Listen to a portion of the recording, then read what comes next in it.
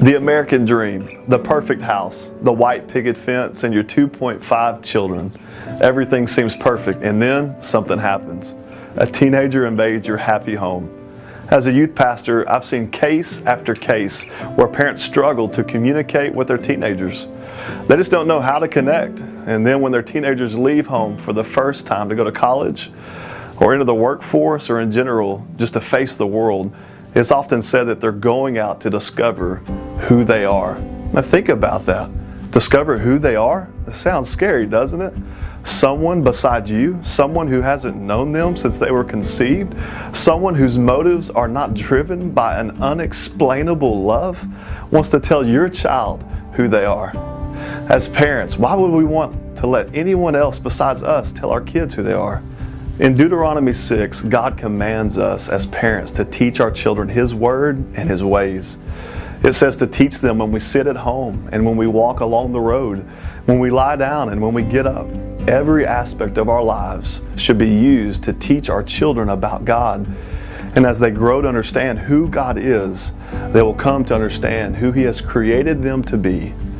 And we can then send our children into the world with a firm understanding of who they are in Christ, who they are to be, and how they can make a difference in this world. And I understand that this can seem like a daunting task, and one that might make us want to curl up in the fetal position and cry in fear of all that is about to happen as your baby makes his way or her way into puberty and adolescence. But they're going to need your help, and it can be a fun and rewarding experience. And whether you are starting from the beginning or you are already in the middle of your students' teenage years, it's never too late to start making a connection.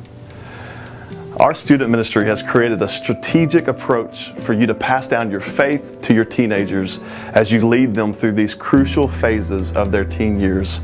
We're inviting you to hold the rope for your teenager. The rope is simply the rite of passage experience. Our student ministry wants to offer you an annual rite of passage that you can experience with your teenager to help teach the life skills and have the conversations that really matter. Did your parents do a great job setting you up for life when you were a teenager?